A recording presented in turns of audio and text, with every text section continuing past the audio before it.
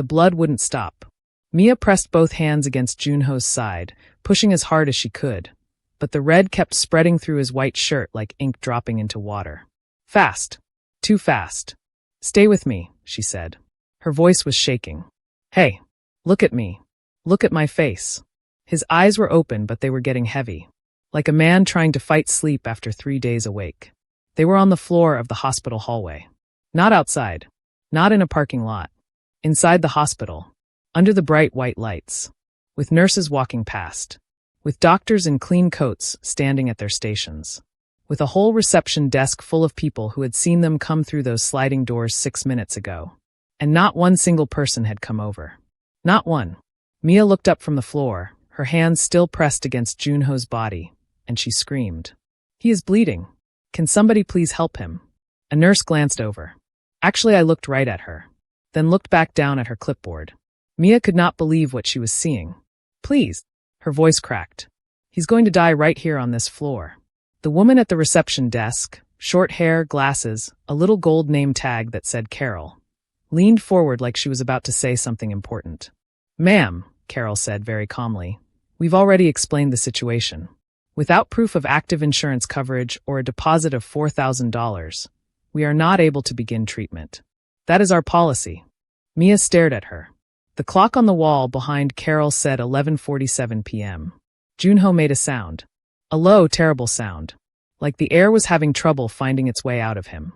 And in that moment Mia Kim, 26 years old, a Black American woman from Atlanta, Georgia, who had come to Seoul 8 months ago with 2 suitcases and a dream, made a decision that would change both of their lives forever. She pulled out her phone. Her savings account had $6,240 in it. Every single dollar she had in the world. Money she had saved for 3 years working doubles at the restaurant back home. Money her grandmother had pressed into her hand at the airport and said, "Baby, don't spend this unless the devil himself is standing at your door." She looked at Junho on the floor. His lips were turning pale. She looked at Carol behind her desk. Then she opened her banking app and started the transfer. But to understand why Mia didn't hesitate for even 1 second, you need to go back to the beginning. You need to understand who Junho was, who Mia was, and why a man with that much power ended up bleeding on a hospital floor with nobody in the world to save him. Except a girl from Atlanta who was never supposed to be there at all. Before we go on, if you are new here, welcome to the channel. We tell stories that will keep you up at night. Hit that subscribe button right now so you never miss one. And drop in the comments, where are you watching this from? I want to see every city, every country. Let's go. The first time Mia saw Junho Kwon, she thought he was the rudest man she had ever encountered in her entire life. And she had worked in Atlanta restaurant service for 4 years. She was rude. It was a Tuesday morning in March. Mia had just started her new job as an administrative assistant at Kwon Group, one of Seoul's mid-sized investment firms. Not the biggest company in the city. Not the most famous name. But solid. Respected. The kind of place where people wore expensive quiet clothes and spoke in controlled voices and never, ever raised them. Mia had gotten the job through a program connecting international business graduates with Korean companies looking to expand their English language operations. Her Korean was still developing. She had been studying for 2 years and could hold a basic conversation, but business vocabulary was a different world. Her boss, a kind older woman named Ms. Park, had assured her that most of the office communication happened in English anyway. What Ms. Park had not told her was that the CEO, Junho Kwon, had a reputation. Mia found out on day 1. She was in the break room at 8:15 in the morning, still figuring out which cabinet held the coffee filters, when the door swung open so hard it bounced off the wall. A man walked in. Tall. Sharp jaw. The kind of face that looked like it had been carved out of something expensive. He was wearing a charcoal suit that probably cost more than Mia's rent for 3 months. His eyes went straight to the coffee machine. Then they went to Mia standing in front of it. "You're in my spot," he said. No good morning. No hello. No smile. Just, "You're in my spot." Mia blinked. "I'm sorry. That is where I stand every morning at 8:15 to make my coffee." He said it like he was explaining something to a very slow child. "You were standing there." Mia looked down at her feet. Then she looked back up at him. "The floor doesn't have your name on it," she said. The whole break room went quiet. 2 other employees who had been sitting at the small table stopped chewing their food completely. The man stared at her. Something moved behind his eyes. She couldn't tell if it was anger or surprise or something else entirely. Then he walked to the other side of the coffee machine, made his coffee, and left without another word.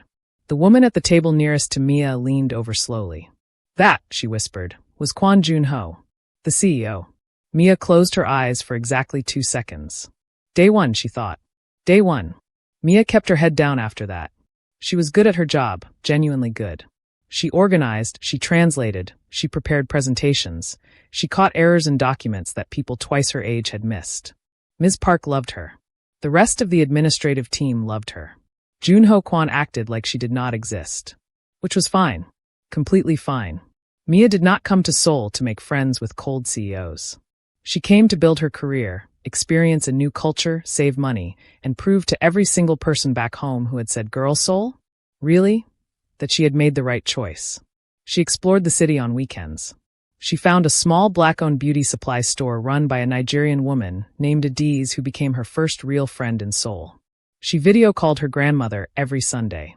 She ate at Pojangmaka tents and learned new words every day and slowly, started to feel like she belonged somewhere new. And she did not think about Jun-ho Kwon. Until week 4. When everything changed. It was a Thursday evening. Almost everyone had gone home. Mia was still at her desk finishing a report that needed to go out first thing Friday morning. The office was quiet except for the hum of the air conditioning and the distant sound of traffic from the streets below. She heard the voices coming from the glass-walled conference room at the end of the hall. 2 voices. Both male. One of them was Jun-ho. She recognized the low, controlled tone even through the glass. The other one she didn't recognize. But she didn't need to. Because she recognized the tone. The particular kind of tone that means, I am not asking. I am telling you. Mia's eyes moved to the conference room. Through the glass, she could see Jun-ho standing very still. The other man was shorter, older, and wearing a dark jacket.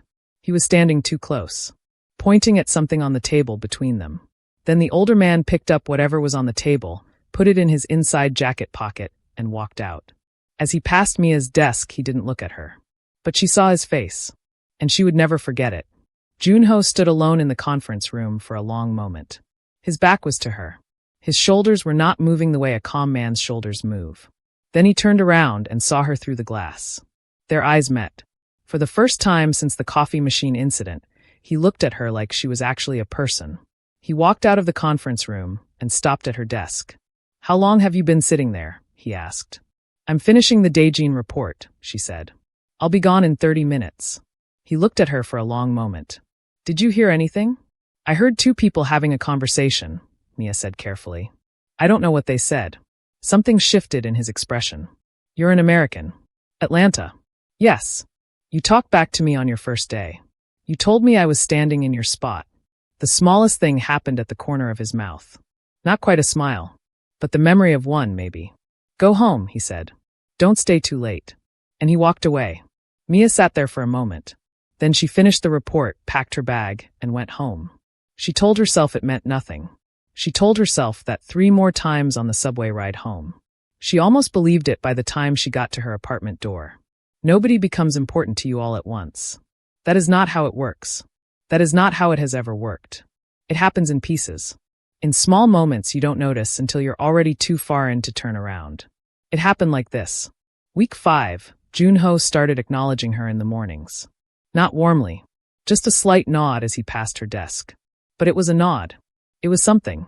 Week 6, she submitted a report with a suggested correction in the footnotes, a small data inconsistency she had caught by accident. He called Ms. Park to find out who had flagged it. Ms. Park told him. That afternoon, Mia found a sticky note on her computer monitor. It said only, "Good catch." No name. But the handwriting was precise and clean, and she knew whose it was. Week 7. She was working late again. She was almost always working late. It was just her nature. And he appeared at her desk with 2 cups of coffee. He set one down in front of her without being asked. Without saying a word. Then he went back into his office. She stared at the coffee for a full minute before she drank it. It was made exactly the way she liked it. She had never told anyone in that office how she liked her coffee. Week 8. She found out why the man in the dark jacket had come to visit. She heard it from Adiz first, who had heard it from a client of hers who worked in Seoul financial circles. Kwon Group was in trouble. Not the kind of trouble that makes the news. The quiet kind. The kind where the numbers look fine on paper, but the people who know how to read between the lines can see the holes. There was a deal, a big one, a deal that was supposed to bring in enough to secure the company for the next 5 years, that had gone wrong 6 months before Mia arrived. Details were unclear, but the result was clear. Kwon Group was hemorrhaging money from the inside, and almost no one knew it yet. The man in the dark jacket was not a business partner. He was a collector. Mia didn't know what that meant exactly, not in the Seoul underworld sense of the word. She was about to find out. It was a Wednesday night in November, 8 months after Mia's first day, when she got the phone call. Unknown number. Seoul area code. She almost didn't pick up. "This is Mia?" The voice on the other end was a man. Young. Nervous. Speaking in broken English. "Yes. Who is this?" "I work for Mr. Kwon." "Please," a sound in the background. Something crashing. A shout in Korean she couldn't fully catch. Only 2 words she understood clearly. "Found him. Get him." "Please," the young man said again, his voice dropping to almost nothing. "He needs help. They came to the office. He is hurt. He told me to call you. Only you." Mia was already putting on her shoes. "Where?" she said. He gave her the address. She grabbed her keys, her phone, her wallet. And as she ran out the door into the cold Seoul night, one thought was running circles in her mind. Why her? Out of everyone in that office. Out of every person in Junho Kwon's life. Why did he tell them to call her? She didn't have the answer yet. But by the end of that night, standing in a hospital hallway with his blood on her hands and her entire life savings leaving her bank account, she would understand everything. The address was in Mapo district. Mia ran 2 red lights getting there. She didn't care. Her hands were shaking on the steering wheel, but her mind was completely clear. That strange thing that happens to some people in a crisis, where everyone else falls apart and something inside them goes very, very still, that was happening to Mia right now. She pulled up to a narrow side street between 2 office buildings. One street light was working. The other was flickering like it couldn't decide.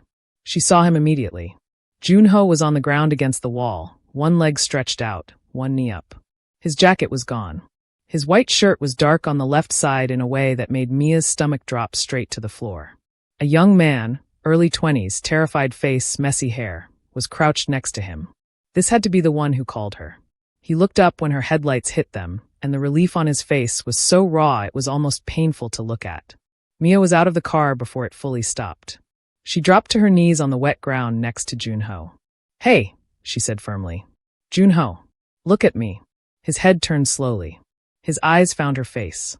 Something moved in them, recognition, and something else she didn't have time to name. "You came," he said. His voice was quiet. "Rough. Obviously I came." She was already pulling her cardigan off, pressing it against his side. "How long has he been bleeding?" she asked the young man. "Maybe 40 minutes. I didn't know what to do. He said don't call an ambulance." He said, "Why no ambulance?" Mia snapped. Junho answered that one himself. "Because the men who did this." He stopped, breathing carefully. "They have people. In the system. If I go in the system tonight." He didn't finish the sentence. Mia understood enough. "Okay," she said. "Okay. We're driving." She drove to the nearest private hospital. Not the public emergency system Junho was afraid of, but a private facility in Yongsan that Adiz had once told her was clean, fast, and expensive. The young man, his name was Biam, she found out in the car, sat in the back with Junho's head in his lap, pressing her cardigan against the wound with both hands and whispering something in Korean over and over. A prayer, maybe. Or an apology. She couldn't tell. Junho was conscious. Barely. "Stay awake," Mia said from the front. She said it every 90 seconds the whole drive. Not asking. Telling. "You're very bossy," he said once weakly. "You're very bleeding," she said back. Something almost like a laugh came out of him. It turned into a wince. They got to the hospital at 11:41 p.m. And that is where everything Mia thought she understood about the world got rewritten. She had expected chaos when they walked in. She had expected people rushing over, a gurney appearing, nurses snapping on gloves. That is what hospitals do. That is what they are for. Instead she got Carol. Carol with the glasses and the gold name tag, and the completely calm face of a woman who who has delivered bad news so many times it stopped feeling like bad news to her a long time ago. Mia stood at the desk with Junho's weight half on her shoulder, his arm around her neck, blood already on her shirt, and Carol looked at them both and said, "Do you have proof of active insurance coverage?" "He needs surgery," Mia said. "Look at him. He needs it right now." "I understand," Carol said, in a voice that suggested she did not understand at all. "But our policy requires. He could die." "Ma'am, in your hallway. He could die in your hallway right now. Is that also your policy?" Carol's expression did not change. Not even slightly. She had a face built for this exact moment. "Without insurance verification or an upfront deposit of $4,000, we cannot begin treatment." "I'm sorry." She did not sound sorry. Mia turned to look at Biam. His face told her everything. He had nothing. He was an office junior who probably made enough to cover his rent and his lunch and very little else. She looked at Junho. His jaw was tight. His eyes were telling her something she couldn't read. "Don't maybe." Or "I'm sorry." Or both at the same time. She looked back at Carol. And she pulled out her phone. 3 years of doubles at the restaurant back home. Saturday mornings starting at 5 a.m. Holiday shifts when everyone else was with their families. The tip money she had rolled into paper bands and put in a shoebox under her bed because she didn't trust herself not to spend it if she put it in her account. Until she finally did put it in her account because her grandmother said, "Baby, a shoebox is not a savings plan." $6,240. Her emergency fund. Her safety net. Her just in case. She opened her banking app. Found the international transfer option. Her fingers moved quickly, before the part of her brain that was responsible for self-preservation could send up a signal. $4,000. Gone in 11 seconds. Carol's computer made a small sound. Carol looked at her screen. Then she looked at Mia. Something shifted in her expression, not guilt exactly. More like a door opening that had been closed. "I'll call the attending physician," Carol said. And just like that, people started moving. Mia sat in a plastic chair in the waiting area with Biam beside her. Her shirt had Junho's blood on it. Her hands had it too. She had washed them in the bathroom, but there was still a thin line of red under her thumbnail that she kept looking at. Biam had not spoken since they sat down. He was staring at the floor with the expression of a man running through every decision that led to this moment and finding fault with all of them.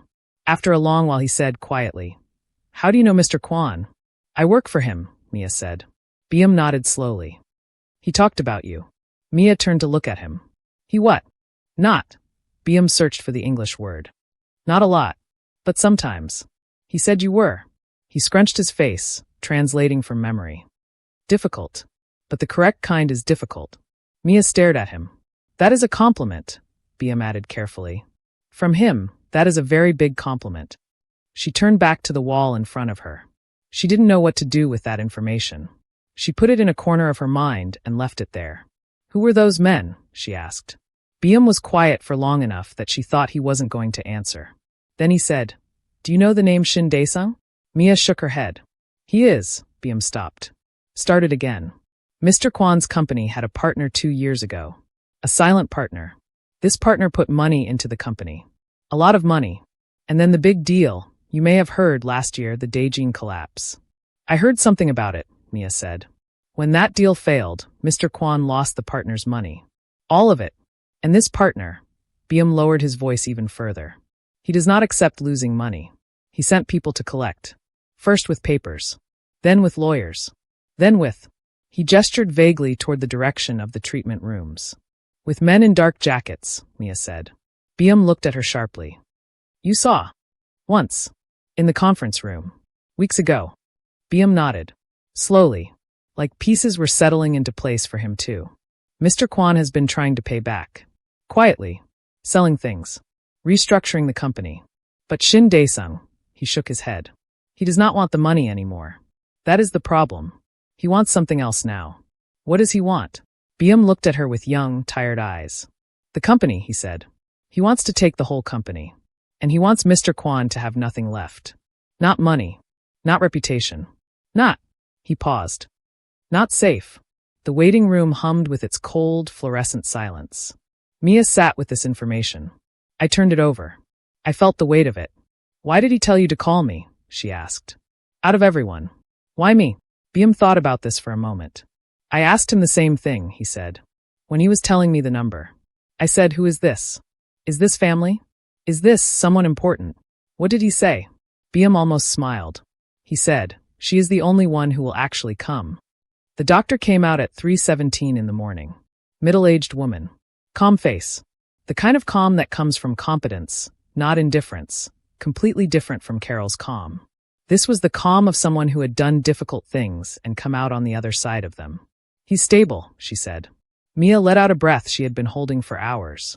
The wound was deep, but it missed everything critical. He lost significant blood. He'll need to stay for observation, minimum 2 days. And he'll need to rest for several weeks after that.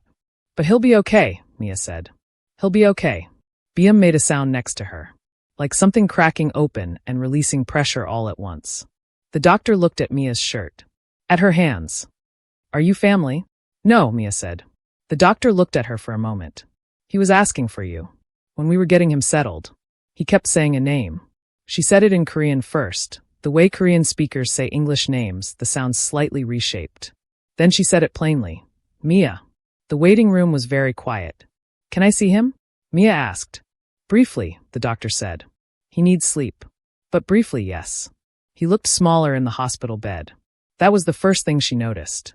All that controlled, expensive energy, the sharp suit, the precise movements, the voice that never needed to be raised because it already commanded.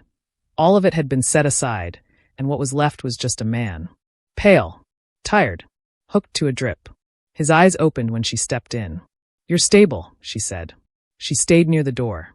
The doctor said you're going to be fine. I know, he said. She already told me. Silence. You paid, he said. I did. I'll pay you back. He said it immediately. No hesitation. I know you will, she said. Another silence.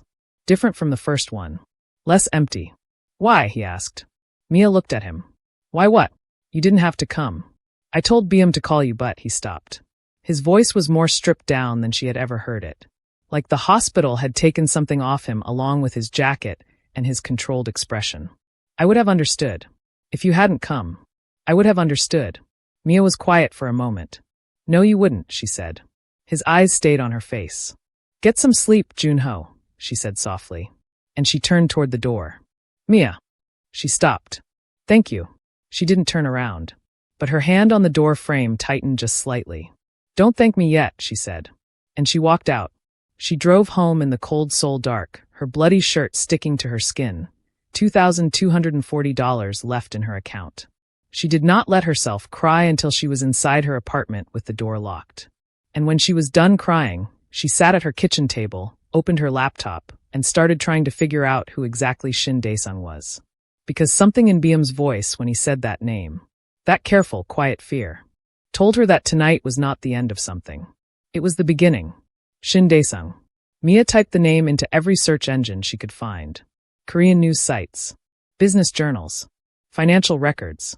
She ran it through a translation app, cross-referenced it with the Daejin collapse articles she had bookmarked weeks ago when she first heard the rumors about Kwon Group. What came back made her sit very still in her kitchen chair. Shin Dae-sung was not just a silent partner. He was what people in certain Seoul circles called a gray businessman. Meaning, on paper, completely clean. Registered companies, legitimate investments, a charity foundation with his name on a children's hospital wing in Incheon. A man who attended government dinners and got photographed shaking hands with people who wore flags on their lapels. But underneath the paper, 3 competitors who had crossed him in the last decade. All 3 had lost everything. Not slowly. Suddenly. One morning they had companies and reputations and families who respected them. The next morning they had nothing and no clear explanation for how it happened. No arrests. No lawsuits that stuck. No paper trail leading back to Shin Dae-sung. Just results. Mia closed her laptop at 5 a.m. She sat in the dark for a long time. Then she made coffee, got dressed, and went to work. Because she had a report due at 9, and she was not the kind of woman who let the world falling apart become an excuse for missing a deadline. The office felt different without Junho in it. Not emotionally different. Structurally different. Like a building where someone had quietly removed one of the main support beams in the night, and now everything was still standing but nothing was quite level. The senior managers were in early, moving between offices in pairs, speaking in low voices. 3 separate people asked Ms. Park where Mr. Kwan was, and Ms. Park said he was dealing with a personal matter and would return shortly, and her face said, "Do not ask me anything else." Mia sat at her desk and did her work and said nothing. At 10 a.m., she got a text from an unknown number. "He told you things last night. Forget them. Go home to America. This is your only warning." She read it twice, put her phone face down on her desk, picked it back up and screenshotted it. Then she kept working. She went to see him on her lunch break. He was sitting up when she came in, color coming back into his face. An untouched tray of hospital food on the table beside him and his phone in his hand, already working, because apparently almost dying was not a sufficient reason to stop answering emails. He looked up when she walked in. "You went to work," he said. "I had a report due." Something crossed his face. "You went to work," he said again, differently this time, like he was saying something else entirely. She sat in the chair beside his bed and pulled out her phone. She showed him the screenshot of the text. His expression didn't change, but his jaw tightened. Just slightly. "When did this come?" 10 this morning. "You should have called me immediately."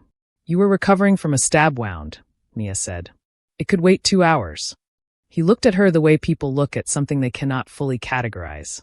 Like she was a color he didn't have a name for yet. "You're not scared," he said. "I didn't say that. You went to work. You came here.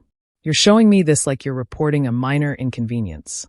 "I'm scared," Mia said clearly. "I'm very scared. But scared doesn't mean stopped." She held his gaze. "Who sent this?" "One of Shin's people." "How did they get my number?" A pause. "Heavy. They know you were at the hospital last night," he said. "They have someone inside. I suspected it, but now I'm certain." He set his phone down on the blanket. "Mia, I need you to listen to me carefully." "I'm listening. What BM told you last night, about Shin, about the company, you cannot repeat that to anyone. Not a friend. Not my family back home. No one. I know. And you need to." He stopped. "Say it," she said. "You need to consider going home." He said it quietly, without drama. "I mean it. What happened last night, my problem reached you. That was never supposed to happen. You have no obligation to." "You said I was the only one who would actually come," Mia said. He went very still. "BM told me," she said. "Is it true?" A long moment. "Yes," he said. "Then we're past the part where you tell me to go home," she said. "Because you already knew I wouldn't." He looked at her for a long time. Then he said, "There's something I need to tell you. Something I should have told you weeks ago." What Junho told her in that hospital room in the slow afternoon light took 40 minutes. She did not interrupt once. 2 years ago, Kwan Group had been approached by Shin Daesung for a partnership. The terms were attractive. Almost too attractive, Junho admitted, but the company needed capital and Shin's money was clean on paper, and the Daejin deal looked bulletproof. The Daejin deal collapsed because someone had leaked internal projections to a competitor 3 weeks before closing. The leak killed the deal, and with it went Shin's investment. $40 million. Was it an accident? Mia asked. The leak? Junho's silence was its own answer. Someone inside the company did it deliberately, she said. Yes. Who? That, he said, is what I have spent the last year trying to prove. Mia absorbed this. And Shin knows someone leaked it? Shin arranged the leak himself, Junho said. That is what I believe.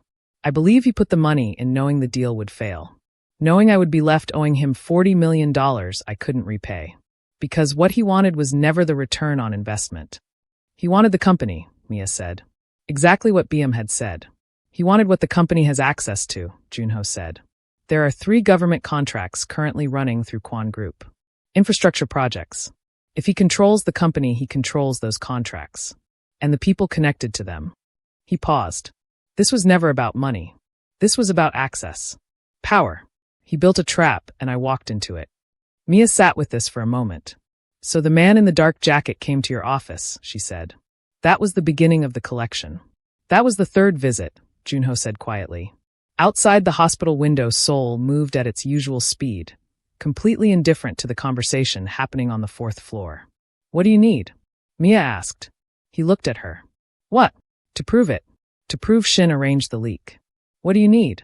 Mia, you've been trying to prove it for a year alone, she said. How is that working for you? The monitor beside his bed beeped softly. There is a man, Junho said finally. His name is Oh Chong-soo. He worked for Shin 2 years ago as a logistics coordinator. I believe he was the one who physically delivered the leaked documents to the competitor. He left Shin's organization 8 months ago. I don't know why. I've been trying to locate him for 3 months. And if you find him? If I find him and he talks, if he has documents, records, anything, I can take it to the Financial Crimes Investigation Division. There is one investigator there, a woman named Inspector Yoon, who has been building a case against Shin for 6 years. She needs one solid thread. Just one. Mia nodded slowly. Okay. Okay, what? Okay, I'll help you find Oh Chong-soo. Junho stared at her. You're an administrative assistant. I'm a black woman from Atlanta who has been figuring things out with limited resources her entire life, Mia said. Don't tell me what I am. She was walking to her car in the hospital parking lot when she heard the footsteps behind her. She had grown up in Atlanta. She knew what footsteps behind you in a parking lot meant. She kept walking. Didn't speed up. Didn't slow down. Reached into her bag like she was looking for her keys and found her phone instead. You didn't take the warning seriously. The voice came from her left. She turned. 2 men. Both in dark jackets, of course. One was leaning against a concrete pillar like he lived there. The other was standing 4 feet from her with his hands in his pockets and a face that had never once in its life smiled. I don't know what you're referring to, Mia said. Go home, the closer one said. In clean, practiced English. America. Your family. Your life. Leave Seoul. I have a work visa, Mia said. And a lease. Those things can be ended. Her heart was hammering. But her face was Atlanta trained. Church trained. For years of restaurant service trained. She had learned long ago how to keep her face still when everything inside her was moving. Is that a threat? She asked. The man smiled for the first time. It was worse than no smile. It's a kindness, he said. We're offering you a way out before you need one. I appreciate the concern, Mia said. Have a good evening. And she walked to her car. Got in. Locked the door. Pulled out of the parking lot at a completely normal speed. Drove exactly 4 blocks. Then she pulled over and sat for 3 full minutes with her hands pressed flat on her steering wheel, breathing. Okay, she thought. Okay. She picked up her phone and called the one person in Seoul she trusted completely. Adiz picked up on the second ring. I need to come over, Mia said. Something in her voice made Adiz skip straight past, are you okay, and go directly to, I'll put the kettle on. Adiz Obi was 34 years old, from Enugu, Nigeria, and had been in Seoul for 9 years. She had arrived knowing nobody, built a business from scratch, learned Korean well enough to argue with her landlord and win, and raised a daughter alone after her husband decided fatherhood was not for him. She was the kind of woman who had been tested by life repeatedly and had responded each time by becoming harder and sharper and more herself. She listened to everything Mia told her without interrupting. When Mia finished, Adiz poured more tea into both their cups. She was quiet for a moment. This man, she said. Junho, do you have feelings for him? Mia opened her mouth. I closed it. I'm asking, Adiz said patiently, because the answer changes what kind of danger you are in. I don't, Mia stopped. Started again. I don't know what I have. I know that he is in trouble and I know that nobody is helping him, and I know that I can't just leave, Adiz finished. I can't just leave. Adiz nodded slowly. I know a man, she said. A Korean man. He used to work for the government. Which government? I never asked and he never said. He finds people who don't want to be found. She paused. If your Oh Chong-soo is in Seoul, this man can find him. Mia looked up. How do you know someone like that? Adiz gave her a look. I have been a black woman running a business in a foreign country for 9 years, Mia. You think I survived this long without knowing people like that? Despite everything, Mia almost laughed. I'll reach out tomorrow, Adiz said. But Mia, she reached across the table and put her hand over Mia's. Those men in the parking lot. They are not the kind of men who warn twice. Mia looked at her. I know, she said quietly. So whatever you're going to do. Adiz squeezed her hand. Do it fast. Outside, Seoul hummed and glittered in the dark. And somewhere in that city, a man named Oh Chong-soo was hiding. And somewhere else, Shin Dae-sung was already making his next move. And Mia had no idea that by this time tomorrow, everything she thought she was doing in secret would already be known. Adiz's contact came through in 18 hours. His name was Mr. Beck. No first name offered, none requested. He was 60-something, small, wore a brown cardigan that made him look like somebody's retired schoolteacher. He met Mia at a Pojangmaka tent in Mapo district the following evening, ate fish cake soup like he had all the time in the world, and slid a folded paper across the table without looking at her. She opened it under the table. An address. Dabong district. North side of the city. He's been there 3 weeks, Mr. Beck said quietly. Renting a room above a laundry. Pays cash. Don't go out much. He finished his soup. He's scared of something. Of someone, Mia said. Mr. Beck shrugged like the distinction didn't interest him. He stood up, dropped cash on the table for both bowls, and walked away into the Seoul night without looking back. Mia stared at the address. Then she called Junho. He had checked himself out of the hospital against doctor's orders. Mia was not surprised. She was annoyed, but not surprised. He was moving carefully when he met her outside the subway station. One hand slightly pressed to his side, jaw tight, wearing a dark coat that hid everything. He looked like a man refusing to acknowledge that his body had an opinion. You should still be in the hospital, she said. Good morning to you too, he said. They took the subway north together. Sitting side by side in the early morning crowd, two people who looked like they had absolutely no reason to be together, which was exactly the point. On the train, Junho said quietly, Whatever Oh Chang-soo tells us, if he tells us anything, we take it directly to Inspector Yoon. Nobody else. Not lawyers. Not board members. Yoon directly. Does she know we're coming? I called her last night. She's been waiting for this for 6 years. He paused. She said if we bring her something solid, she can move within 48 hours. Mia nodded. The train moved through the city. Mia. His voice was low. Careful. After this is over. Let's get through it first, she said. A pause. Right, he said. But she felt him look at her for a moment longer before he turned back to the window. Oh Chang-soo was younger than Mia expected. Maybe 30. Thin in the way people get when they've been eating anxiety instead of food for months. He opened the door of his small room, and when he saw Junho, his face went through 5 different emotions in 2 seconds. Shock, fear, anger, something like relief, then fear again. I'm not here to hurt you, Junho said immediately. I need to talk. You being here hurts me, Oh Chang-soo said. If they find out you came here. They already know more than we'd like, Mia said. Both men looked at her. Which means we don't have much time, she continued. So can we please come inside? Oh Chang-soo looked at her. This black American woman standing in his doorway in Dabong district at 9 in the morning like she was completely at home there, and something in his expression shifted. Like her presence specifically, the sheer unexpectedness of her, made him recalibrate. He stepped back and let them in. The room was small. 1 window. A folding table with a laptop. Instant noodle cups stacked by the small sink like a timeline of lonely evenings. They sat. Oh Chang-soo on the edge of his bed, Mia and Junho on the 2 folding chairs. And Oh Chang-soo talked. It came out of him like something that had been sealed under pressure for a long time. Careful at first, then faster, then with a kind of desperate relief that Mia recognized. The specific exhaustion of a person who has been carrying a secret alone and finally can't anymore. He confirmed everything Junho had suspected. Shin Dae-sung had orchestrated the leak deliberately. Oh Chang-soo had been the one to physically deliver the documents, a USB drive, to Shin's contact at the competing firm. He had been told it was a routine exchange. He found out the truth afterward. By then he was already in too deep to speak. I have proof, Oh Chang-soo said. Both Mia and Junho went very still. I kept a copy, he said. Of everything. The instruction chain. The payments. Voice recordings. Shin was careless on the phone sometimes. He didn't think I was smart enough to record anything. A bitter sound that wasn't quite a laugh. I kept it all. Because I knew one day I would need it. Where? Junho asked. Oh Chang-soo reached under his mattress and pulled out a hard drive. Small. Black.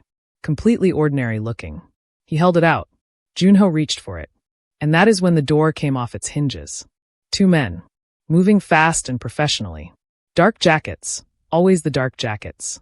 The first one went straight for Junho. The second one blocked the door. Oh Chang-soo made a sound and pressed himself against the wall. Mia moved before she consciously decided to move. She grabbed the hard drive from the floor where it had fallen. Junho had dropped it when the first man hit him, and she was across the small room and at the window in 4 steps. Old window. Paint-sealed frame. She hit it with her palm once, twice, and it flew open. Hey! The man at the door was coming for her now. She looked at the hard drive in her hand. She looked at the street below, a narrow alley, a dumpster, an old woman hanging laundry on a line 2 buildings over who had not yet noticed the chaos happening above her. The man was 3 feet away. Mia dropped the hard drive into her shirt, against her skin, and turned around to face him with completely empty hands. He grabbed her arm, checked her hands, checked her jacket pockets. Found nothing. Behind her she heard Junho, a sharp sound, then silence. The man holding her arm spoke in Korean. Fast and hard. "Where is it?" The other man translated from across the room. His English was flat and practiced. "Where is what?" Mia said. The grip on her arm tightened. "Last chance," the translator said. From the corner of her eye she could see Junho on the ground, one of the men standing over him. He was conscious, watching her. His expression was saying something with great intensity that she was trying very hard not to look at directly. "I don't have anything," Mia said. The man holding her arm made a decision. He started pulling her toward the door. No Chong-soo, pressed against the wall, who had been silent since the door came down. I stood up straight. "Stop," he said. In Korean first, then in English. "Stop. Let her go. I'll come with you. I'll tell Shin whatever he wants." Just, his voice broke slightly. "Let her go." The men looked at each other. A long, terrible second. Then the grip on Mia's arm released. She ran. Down the stairs, out into the alley, not looking back, moving fast and low and purposeful. She called Inspector Yoon from the street. The call connected on the first ring like the woman had been holding her phone. Mia talked fast. "Give the address. Give the names. Describe the men." And then she said, "I have the hard drive. I have everything." A pause on the line. "Don't go home," Inspector Yoon said. "Don't go to the hospital. Come directly to me. Right now." "What about Junho?" "My people are already moving on that address," Inspector Yoon said. "Come to me. Now." Inspector Yoon was exactly what 6 years of quietly building a case against a dangerous man looked like in human form. "I'm 50 years old. Short hair. Reading glasses pushed up on her forehead. An office that looked like organized chaos but clearly wasn't. Every stack of paper had a purpose. Every sticky note was a thread in a web only she fully understood. She held the hard drive like it was something sacred. Her team worked for 3 hours straight. Mia sat in a chair in the corner of the office and drank bad coffee and watched the room move around her with urgent, focused energy. People came in and out. Voices were low and fast. At the 2-hour mark, Inspector Yoon looked up from her computer and across the room at Mia. She gave one small nod. It was enough. The arrest happened the following morning. Mia watched it on the news in Adi's living room. Adi sat beside her with her daughter Amara between them. All 3 of them staring at the screen where a gray businessman in an expensive coat was being walked out of his registered office building in Gangnam with his hands behind his back and his carefully constructed face finally, completely cracked. Amara, who was 7 and had no context for any of this, said, "Why is that man on TV?" "Because he did bad things," Adi said. "And someone made sure the right people found out." Amara looked at Mia. "Was it you?" Mia looked at the screen. "There were a lot of people," she said. Junho healed. The company stabilized, slowly, carefully, with a lot of hard work and some restructuring that Mia was absolutely not supposed to be involved in, but somehow ended up involved in anyway, because she caught 2 errors in the recovery projections that nobody else had noticed, and at a certain point everyone just stopped pretending she wasn't in the room. Oh Chong-soo, in exchange for his cooperation with Inspector Yoon's investigation, received a reduced sentence and relocation assistance. Mia didn't know the details. She didn't need to. BM got a promotion. Carol at the hospital desk remained, as far as Mia knew, exactly as she had always been. It was a Tuesday evening. Because things between them had always happened on Tuesdays, she would realize later, when Junho found her at her desk after everyone had gone home. He stood in front of her desk. Not behind it. Not passing it. Just standing there. "I have been trying to find the right words," he said, "for approximately 3 weeks. "That's unusual for you," Mia said. "You always have words." "Controlled words," he said. "These are different." He was quiet for a moment. "You emptied your savings account for a man who had been rude to you since the first day you arrived. You stayed when everyone with more reason than you ran.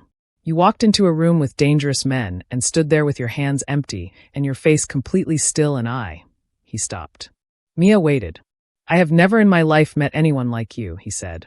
And I have spent a significant amount of energy trying to find a practical explanation for what you did. Because practical explanations are easier for me than the other kind. Did you find one? She asked. No, he said. The office was very quiet. Mia. Just her name. Just the way he said it, like it meant something specific, something he had been practicing the pronunciation of for a long time. She stood up from her desk. They were very close now.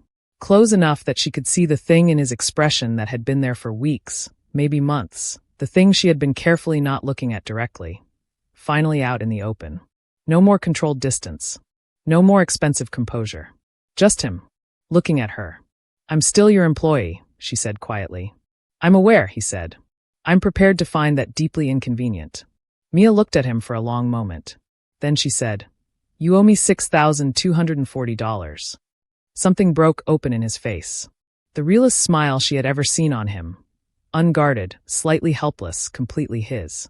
With interest, he said. Significant interest, she agreed. Outside, Seoul moved through its evening, loud and bright and completely indifferent. While inside, two people who had no practical reason to find each other stood in the quiet of an empty office and decided, without saying it out loud, that impractical was going to be just fine. The end. Thank you for writing this story all the way to the finish line. If this keeps you up, if you feel every chapter, if you need to go recover, drop a comment below and tell us your favorite moment. And please subscribe to this channel to support our growth. We make these stories because of you, for you, every single time. See you on the next one.